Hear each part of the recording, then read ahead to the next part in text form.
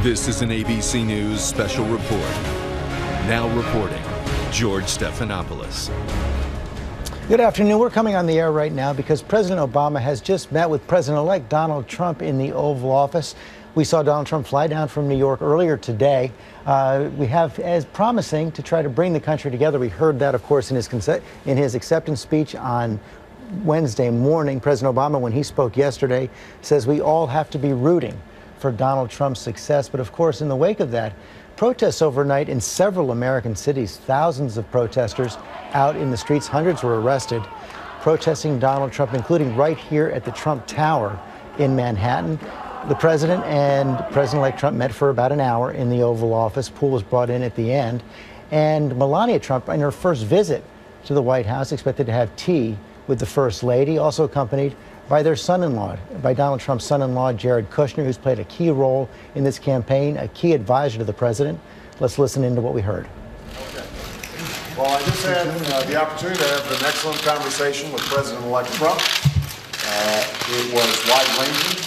We talked about some of the organizational issues in setting up the White House. We talked about foreign policy. We talked about domestic policy. And as I said last night, my number one priority in the coming 2 months is to try to facilitate a transition that ensures our president-elect is successful. And I have been very encouraged by the, I think, interest in President-elect Trump's wanting to work with my team around many of the issues that this great country faces.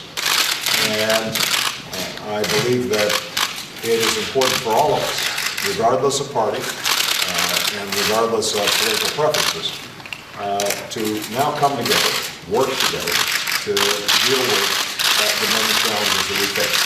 And in the meantime, Michelle has had a chance to greet the incoming First Lady, and we had an excellent conversation with her as well, and we want to make sure that they feel welcome as they prepare to make this transition. And most of all, I want to emphasize to you, Mr. President-elect, that we now are going to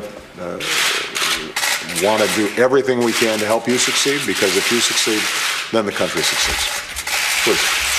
Well, thank you very much, President Obama. This was a meeting that was going to last for maybe 10 or 15 minutes, and we were just going to get to know each other. We had never met each other.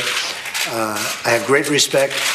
The meeting lasted for almost an hour and a half, and it could have, as far as I'm concerned, it could have gone on for a lot longer. We really we discussed a lot of different situations, some wonderful and some difficulties. I very much look forward to dealing with the president in the future, including counsel.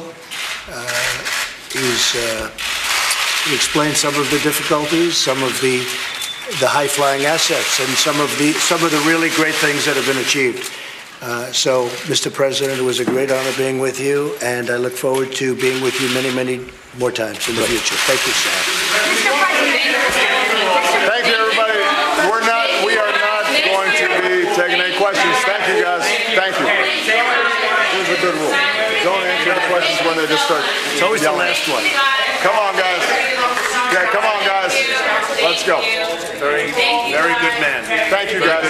Appreciate you. Thank you, guys.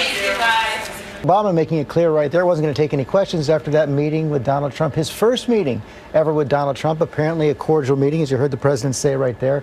An excellent, wide-ranging conversation. Donald Trump also saying it was a good conversation, said he would seek the president's counsel in the future. And Jonathan Karl, I want to bring you in. You've covered both men for a long time, a lot of animosity. Even before this campaign, of course, Donald Trump questioned whether President Obama was even born in the United States. But that first meeting, apparently rather successful.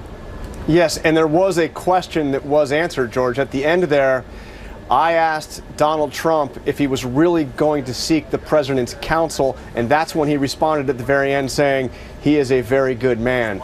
Those were words that I hadn't expected to hear from Donald Trump, covering him all over these years. He talked about how he had respect for him, and he hoped to see him many, many more times in the future.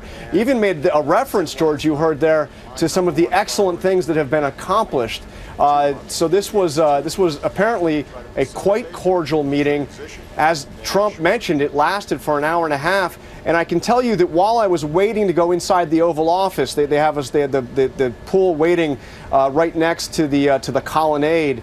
I noticed that Jared Kushner, Donald Trump's son-in-law and close advisor, Ivanka Trump's husband, was walking around the South Lawn with Dennis McDonough, President Obama's chief of staff. They made that walk several times. That's a walk that the president often takes with his chief of staff when they discuss weighty matters. They even made that was even where they talked about the bombing campaign that was to happen against Syria. Of course, didn't happen largely because of what the two men discussed on that walk. So it was very interesting to see not only the meeting between the incoming president and the outgoing president, but also the outgoing chief of staff and one of the incoming president's most important advisors. And John, interesting that he's going to seek President Obama's counsel, given the fact that so many of his promises on the campaign trail are to undo many of President Obama's accomplishments in his first 100 days in office.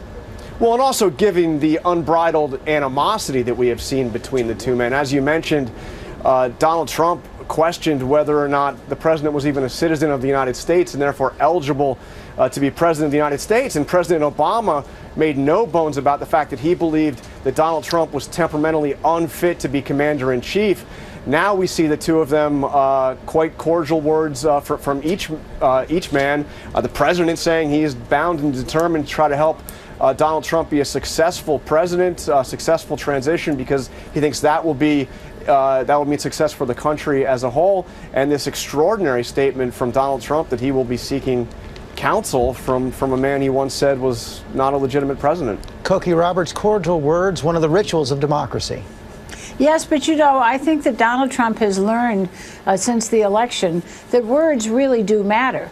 I mean, we had a dramatic instance of that where after the results were becoming clear, we saw the stock market futures drop by almost 1,000 points, 850 points or so. And then Donald Trump made that very conciliatory acceptance speech, and stocks started to go up. And then the Hillary Clinton and the president made their very conciliatory speeches yesterday, and the market soared. And that is something that it's very hard for presidents to learn, is that their words really do affect peace and war. They affect markets, and Donald Trump is learning that very quickly and is responding to it in a way that I think can make people feel a lot more comfortable. And for the most part, avoided questions, with the exception of Jonathan Karl at that press conference. Cokie Roberts, John Karl, thanks very much. There you have it, the first meeting between President Obama, President-elect Donald Trump. Mr. Trump now heads up to Capitol Hill. He'll meet with the Republican leader, Speaker of the House Paul Ryan. The Republican leader Mitch McConnell will be back with that. This has been a special report from ABC News.